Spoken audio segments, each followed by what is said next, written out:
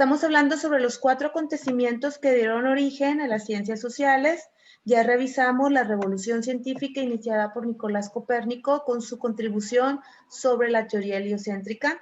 Después, influenciados por la revolución científica, este movimiento llamado la Ilustración, donde es un movimiento que propone que el hombre comience a pensar por sí mismo y destaca o resalta aspectos como la libertad y los derechos del hombre. Después, influenciados por la Ilustración, vamos a ver la Revolución Francesa. Recuerda que la Ilustración promovía precisamente este aspecto de que el hombre es libre y que el hombre tiene derechos, de derechos que anteriormente pareciera que no se tomaban en cuenta. Basados en esto, porque la Ilustración comienza en Francia, basados en esto, el pueblo francés comienza a tomar cuenta de su situación y de su condición. El pueblo francés vivía bajo una situación de mucha desigualdad. En Francia había 3 clases sociales, que era la nobleza, donde estaba el rey y toda la gente que vivía en el rey, en su reino. Los nobles como los duques, las condesas o las duquesas, los príncipes.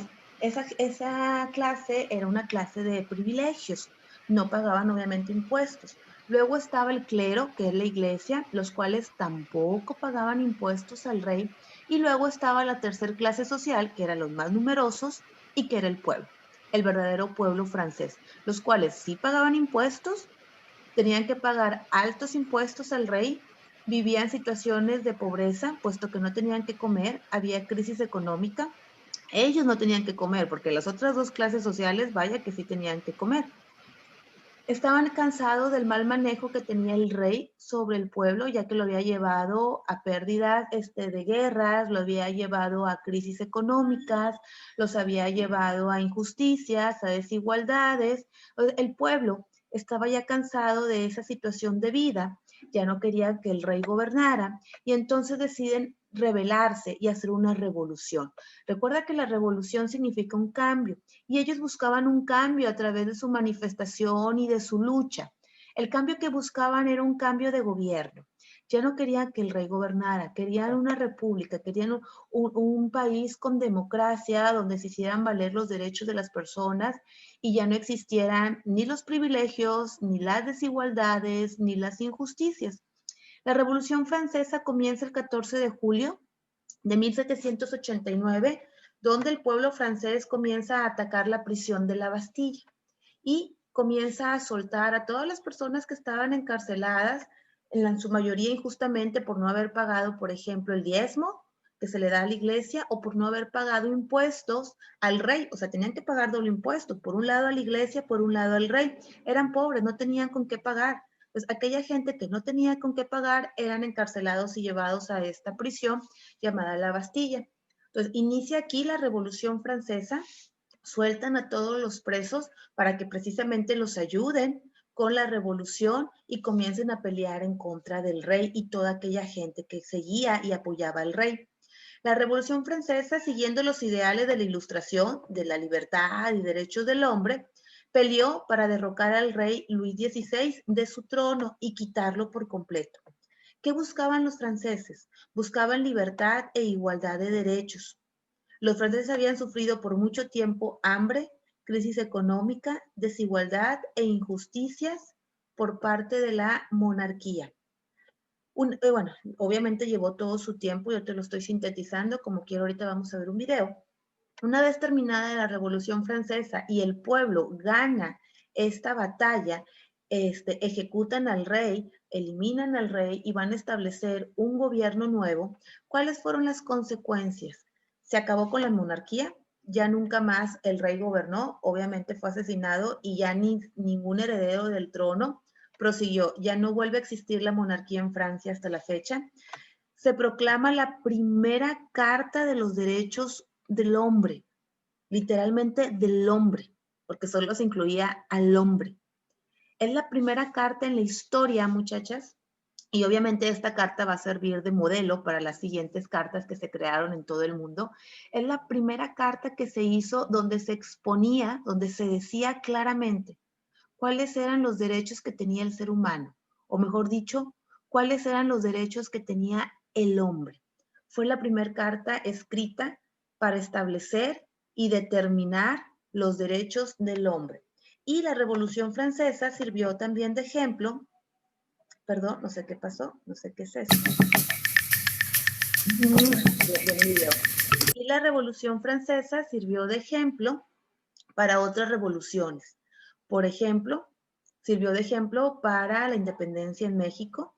Miguel Hidalgo, influenciado por la Revolución Francesa, conociendo los temas de la Ilustración, conociendo los temas de libertad, igualdad, derechos, propone comenzar un cambio también para México, influenciado también por la Revolución Francesa, viendo lo que consiguieron y lograron los franceses de libertad, de establecer su primera Carta de los Derechos del Hombre, derrocar al rey y comenzar una nueva forma de gobierno.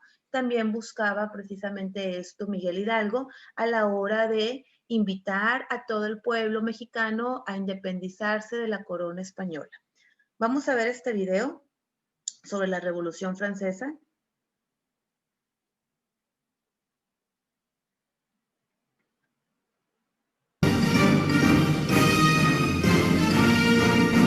Año 1789, 1789. Fácil de recordar, ¿no? En esta fecha se estableció el cambio de la Edad Moderna a la Edad Contemporánea, gracias a la Revolución Francesa. Afirmar que todo empezó con un «si no tienen pan, que coman pasteles», dicho por una princesa, no sería para nada cierto, pero ayudaría a crearnos una imagen de la situación. Antes de empezar, debes saber que la Revolución Francesa fue un fuerte movimiento político y social que tiñó de sangre las calles parisinas a partir de la primavera de 1789.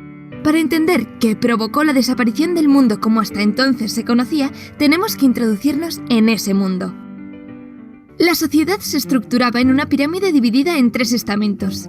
En la punta estaba la monarquía, quienes mantenían un control total y absoluto sobre la población. De esta hablaremos más adelante. Los reyes de Francia de ese momento eran Luis XVI y María Antonieta, una joven princesa extranjera. Dato: a los franceses no les gustaban los extranjeros. La reina se protegió en los inmensos jardines de Versalles, generando todo tipo de especulaciones. Al mismo tiempo, el rey Luis XVI se había encargado de humanizar su figura y la monarquía ya no era ni omnipotente ni intocable. Se podría decir que sus arcas estaban tan debilitadas como su imagen y no iba a ser difícil quebrar los cimientos de la monarquía. La nobleza y el clero en el segundo estamento tampoco sufrían demasiado. Gozaban de numerosos privilegios, tanto económicos, no pagaban impuestos, como sociales.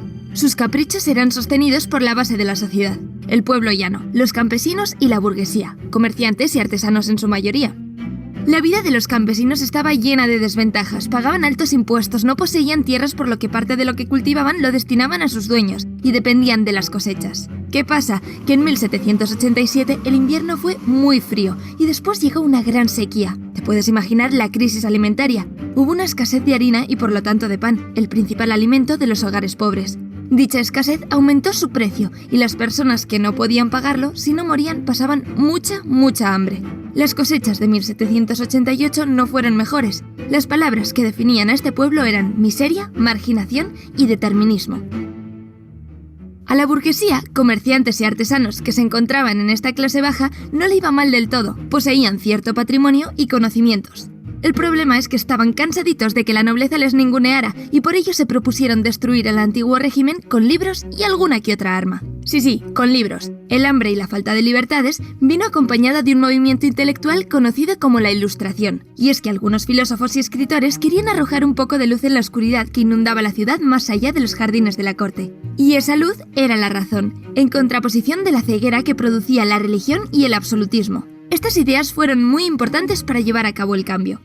Y tenían como referencia la revolución de las 13 colonias norteamericanas, que dio un empujoncito a la burguesía francesa para tomar las armas. O sea, resumamos. A la monarquía no le quedaba mucho dinero, los nobles y el clero no pagaban impuestos, y el pueblo, empobrecido, sin derechos ni libertades, asumía todos los gastos. Esta situación era insostenible y tenía que explotar de algún modo u otro. De hecho, lo hizo. Como las flores en primavera, el 5 de mayo de 1789. Antes de continuar con el desarrollo de la Revolución Francesa, suscríbete si estos resúmenes te ayudan y activa la campanita del conocimiento. El desarrollo de la revolución se divide en 3 fases: la etapa monárquica de 1789 a 1792, la etapa republicana de 1792 a 1804 y la etapa imperial de 1804 a 1815. Repite conmigo: monárquica, republicana e imperial. Debido a la crisis económica de la que os he hablado, el rey Luis XVI convocó los Estados Generales, o sea, una asamblea que se reunía únicamente cuando el rey estaba en apuros. En ella, los representantes de los estamentos transmitían sus inquietudes. La principal queja vino de mano del Tercer Estado, quienes pedían el voto individual en vez del voto por orden. Como era de esperar, la clase alta rechazó esta solicitud. Por lo tanto, el pueblo, más concretamente la burguesía, proclamó el 17 de junio una Asamblea Nacional. Su lucha acababa de empezar y no iba a parar hasta promulgar una constitución. En respuesta, y algo enfadado, el rey quiso frenar este movimiento y ordenó sitiar París. A partir de ahí se desarrollaron muchos enfrentamientos entre las tropas del rey y los revolucionarios, hasta que el 14 de julio el pueblo armado tomó la Bastilla, emblema del antiguo régimen. Además, la revolución se extendió por todas las regiones de Francia. Al mismo tiempo se había formado la Asamblea Constituyente. Fueron introduciendo cambios poco a poco. Acabaron con el feudalismo, redactaron la Declaración de los Derechos del Hombre y del Ciudadano, y ya en 1791 firmaron la primera Constitución francesa que proclamaba la soberanía nacional y la separación de poderes. El rey la aceptó, pero su autoridad estaba muy debilitada. De hecho, Luis XVI con su familia intentó huir al extranjero, pero fue descubierto y llevado al Palacio de las Tullerías para vigilarlo mejor. Con la Constitución sobre la mesa, el 1 de octubre de 1791, la Asamblea Legislativa se reunió por primera vez. Estaba dividida en 2 bandos. Los girondinos, al mando de Brissot, estaban a favor de una monarquía parlamentaria, y los jacobinos, con Robespierre al frente, tenían una postura más radical, ya que querían favorecer a las clases más bajas. Querían la república. Finalmente, el 10 de agosto de 1792, el pueblo llevó a cabo el asalto a las Tullerías y encarcelaron a Luis XVI y a su familia. Al mismo tiempo se convocaron elecciones y se formó la Convención Nacional. Los girondinos fueron los que tuvieron mayor representación, y el 21 de septiembre se proclamó la República Francesa, en busca de una nueva constitución. Durante estos meses, las tensiones políticas eran evidentes. Además, temían una invasión de las potencias europeas en defensa del absolutismo. Por ello, el 21 de enero de 1793 acusaron al rey de traición, y su castigo fue la guillotina. 10 meses después le llegaría el turno a María Antonieta. Poco a poco se fue instaurando lo que se conoce como la época del terror. Debido al miedo de una intervención del resto de países europeos, los jacobinos, con Robespierre al mando, tomaron el poder. La violencia política se convirtió en norma y las ejecuciones en el pan de cada día. Millares de personas, detractoras al régimen o sospechosas, murieron en las guillotinas. En 1794, el pueblo se volvió a organizar para acabar con el dominio radical de los jacobinos y finalmente, en julio de ese año, Robespierre también fue ejecutado. Así, en 1795, la Convención Nacional promulgó una nueva constitución que establecía el Directorio, o sea, un gobierno republicano moderado que fue deshaciendo las medidas extremas tomadas por los jacobinos. Esta nueva forma de gobierno se enfrentó a muchos problemas, como amenazas externas, crisis económica o el descontento de la población. Por ello, el 9 de noviembre de 1799, el famoso Napoleón Bonaparte encabezó un golpe de Estado y formó el Consulado, un régimen totalmente centralizado y autoritario, con 3 cónsules al mando. Esta época amainó la tormenta revolucionaria. De hecho, para algunos esta fecha supone el fin de la revolución, pero nosotros vamos a ir un poco más allá. En 1804, Napoleón fue proclamado emperador de Francia, iniciando la etapa imperial. En ella, a pesar de que el poder del gobierno era absoluto, impulsó la actividad cultural, industrial y comercial. Su objetivo, hacer de Francia la primera nación del mundo. Por esta razón, las acciones militares conocidas como guerras napoleónicas fueron muy importantes. Por ejemplo, la batalla de Trafalgar, la gran batalla de Austerlitz o la batalla de Jena.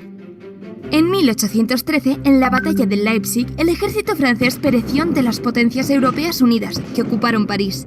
Tras este acontecimiento, Napoleón abdicó y la monarquía volvió con la figura de Luis XVIII. Pero Napoleón no se resignó a esta situación y aprovechó la impopularidad del nuevo rey para volver al poder en marzo de 1815. Estuvo en el gobierno 100 días. El resto de las naciones no podían permitir esta nueva insurrección, lo declararon enemigo y perturbador de la paz del mundo. Por ello se enfrentaron ejércitos europeos con el napoleónico en la batalla de Waterloo. Las tropas francesas fueron vencidas y Napoleón fue capturado y llevado prisionero a la isla de Santa Elena, donde murió en 1821. Por lo tanto, se podría decir que la Revolución Francesa finalizó en 1815, habiendo creado un nuevo orden en Occidente. Ten en cuenta que el sistema feudal había desaparecido, con los privilegios del clero y la nobleza. Los estamentos no eran fijos, sino clases sociales menos diferenciadas. La burguesía por fin campaba a sus anchas. A su vez, las libertades y derechos de la población aumentaron bajo el lema de libertad, igualdad y fraternidad. Aunque obviamente, a pesar de esta nueva apariencia, los más desfavorecidos continuaron siendo esclavos de su situación. Los deseos de democracia salpicaron al resto de Europa y traspasaron el Atlántico llegando a las colonias americanas. Estas comenzaron su propia revolución. Renació la República como un nuevo sistema de gobierno y las diversas naciones europeas abrieron sus puertas a una constitución. Aunque aún quedaban muchos cambios sociales por hacer, los pilares del antiguo régimen se habían derrumbado y la razón se abría paso entre la incultura. Y ya sabes lo que dicen, el conocimiento es poder. Así que se podría decir que después de ver este vídeo eres un poquito más poderoso. Dale un sub... Ok, aquí vemos rapidito, de manera general, este aspecto de la Revolución Francesa, cómo inicia, cómo nos abarca precisamente tres periodos de lo que fue la Revolución Francesa, iniciando en 1789 con la toma de la Bastilla, y por los aspectos que te comentaba hace un momento, esa injusticia, esa igualdad, esa pobreza, esa marginación, hacer a un lado a esta gente y no tomarla en cuenta en voto, no tomarla en cuenta en participación, no tomarla en cuenta prácticamente en nada. Estas situaciones obviamente es lo que lleva a los franceses a iniciar este proceso de revolución y lograr un cambio, muchachos. ¿Dudas hasta ahorita referente a la Revolución Francesa? Recuerda que estamos analizando y viendo con detalle cada una de las situaciones o cada uno de los hechos que dieron origen a lo que fue el surgimiento de las ciencias sociales. Por un lado, la revolución científica, por el otro lado, y cada una de ellas influenciada por la otra. Decía, por un lado, la revolución científica, que inspira a lo que es el movimiento de la Ilustración, que a su vez la Ilustración inspira a los franceses a crear el movimiento de la Revolución Francesa. Y una de las consecuencias que te mencionaba ahorita acerca de la Revolución Francesa es que sirvió de ejemplo de revoluciones, no solo a la independencia de México, sino también a la independencia de los Estados Unidos con la corona inglesa y a muchos otros movimientos revolucionarios o de independencia aquí en América o en América Latina. Este movimiento de la Revolución Francesa queda como modelo a seguir, ya que vieron que los franceses iniciaron un movimiento, lograron aparentemente lo que buscaban de esa supuesta libertad, justicia, igualdad para todos.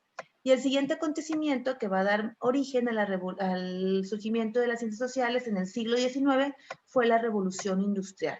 Otro cambio que se dio en las sociedades de Europa llega aquí a América después, pero comienza todo este movimiento en Europa. ¿En qué consistió la Revolución Industrial? Consistió en la aparición de fábricas e industria, lo cual da pie a este movimiento. Se da todo un cambio estructural en los diferentes países europeos. De ser países donde su principal actividad económica es la agricultura o la ganadería, a convertirse ahora en países industrializados. Es decir, aparece la industria. Aparecen fábricas de todo tipo.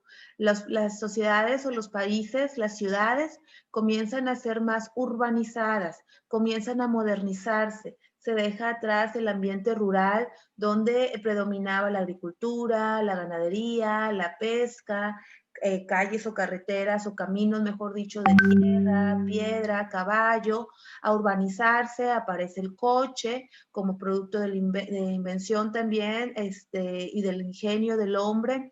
Comienzan a aparecer las calles, a pavimentarse, aparecen muchas fábricas y todo este movimiento, muchachas, de la revolución industrial, de que las ciudades comienzan a industrializarse, a crear fábricas, a producir todo tipo de productos, zapatos, ropa, alimentos, coches, tecnología, vestimenta, medicinas, todo tipo, comienza precisamente esta situación de modernización y las ciudades comienzan a dejar de ser rurales. Obviamente va paulatinamente. El problema que surge aquí, y me parece que lo estaba platicando también con sus compañeras de quinto en la clase de estructuras, el problema que surge aquí con la revolución industrial trae mejoras, como todo movimiento tiene sus ventajas y desventajas. Las ventajas es que comienza la modernización, comienzan a ver, las personas podemos empezar a tener agua, electricidad en nuestras casas, aparece el coche, aparecen muchas cosas que antes no se tenían, pero se empieza a descuidar un sector importante de la economía, que es la agricultura y la ganadería. Como la gente comienza a mudarse a las ciudades, van descuidando el campo y cada vez hay menos gente que trabaje esta parte del campo por irse a las ciudades a trabajar. Como las ciudades eran ciudades nuevas, no estaban preparadas para el impacto de la migración del campo a la ciudad, no estaban preparadas para recibir a tanta gente. Las personas que se mudan del campo a la ciudad no tienen una buena calidad de vida como ellos pensaban. Pensaban que iban a tener mejor calidad de vida en la ciudad, que iban a tener mayores oportunidades laborales, que iban a vivir de una manera mejor, y no fue del todo así. ¿Conseguían trabajo en las fábricas? Sí conseguían trabajo en las fábricas, pero eran trabajos muy pesados, de más de 8 horas de jornada, donde el sueldo era escaso, donde no tenían prestaciones ni servicios médicos. Si enfermaban, pues no tenían a dónde ir, no tenían el dinero suficiente, puesto que no les pagaban lo adecuado. Vivían familias enteras en un solo cuarto, por una cuestión, porque no tenían los recursos económicos, por otra cuestión, porque tampoco había lugar, porque las ciudades, te digo, no estaban preparadas para recibir a tanta gente. Los dueños de las fábricas, los dueños de las industrias comienzan a explotar a sus trabajadores, haciéndolos trabajar largas jornadas, no pagándoles lo que se les correspondía o lo que se merecían por su trabajo, no tenían ningún seguro, ni servicio, ni prestaciones. Y toda esta situación de las desventajas de la revolución industrial comienzan a darse. Obviamente dentro de las ventajas pues tenemos toda esta clase de inventos, cosas nuevas, modernización en las ciudades, crece la economía únicamente para ciertos sectores, no para todos. Pero esa es la otra cara también, te digo, todo tiene su aspecto positivo y todo tiene su aspecto negativo en cada uno de estos acontecimientos. La gente comienza a trabajar en las fábricas y los dueños comienzan a abusar. Quieren que el trabajador esté trabajando, que no pierda tiempo, porque el tiempo es dinero. Así lo ven los dueños de las fábricas, estos dueños capitalistas que son los dueños del mercado, y quieren que todo el tiempo el trabajador esté trabajando para no perder ni un segundo de producción. A esto, Charles Chaplin, un actor y director de Estados Unidos en la década de los 20, famoso por sus películas mudas, un gran comediante, hace una película donde hace una sátira, una burla, precisamente al aspecto de la revolución industrial y cómo, lo estoy buscando, y cómo los dueños se aprovechan de los trabajadores y los hacen trabajar largas jornadas, ni siquiera dándoles la oportunidad a veces hasta de tener su tiempo libre de comer, y hace una parodia precisamente sobre esto. Te voy a compartir, vamos a ver un pedacito. La película está muy padre, dura 1 hora, pero no te voy a poner la película, solo te voy a poner una parte de la película. Si te interesa, ve la película. Se llama Tiempos Modernos, dura 1 hora 26, pero yo te voy a poner un fragmento que ahorita lo vamos a checar. Foreman. Trouble on bench 5. Check on the nut tightener. Nuts coming through loose on bench 5. Attention, foreman.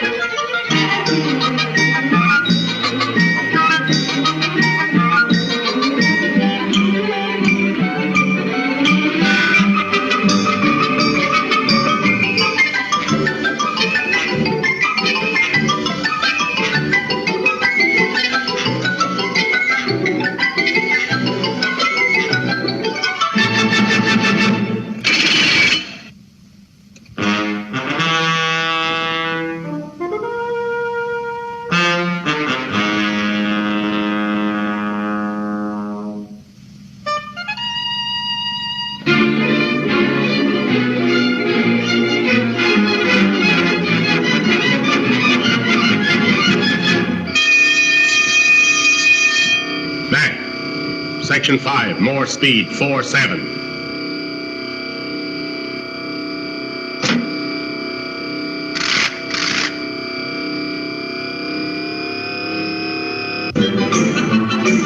Relief man passing, relief man passing.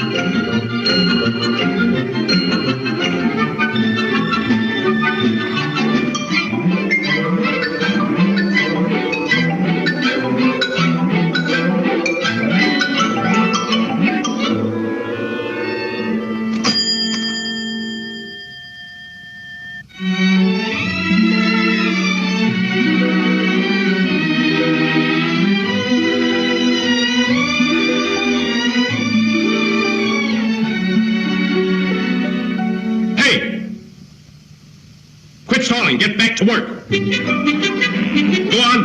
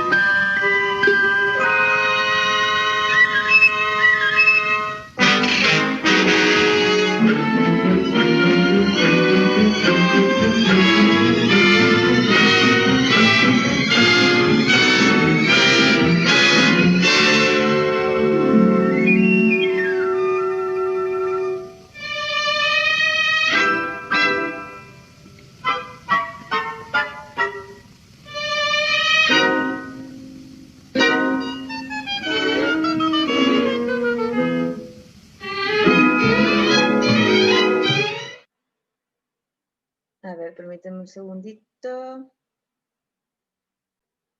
Es una pequeña, de hecho la otra clase les voy a poner un poquito más de ese pedacito, donde precisamente pues se burla, ¿no? De esta situación del trabajo en las fábricas, cómo es un trabajo monótono, muchachas, cómo es un trabajo donde el obrero trabaja 24 horas casi creo, haciendo lo mismo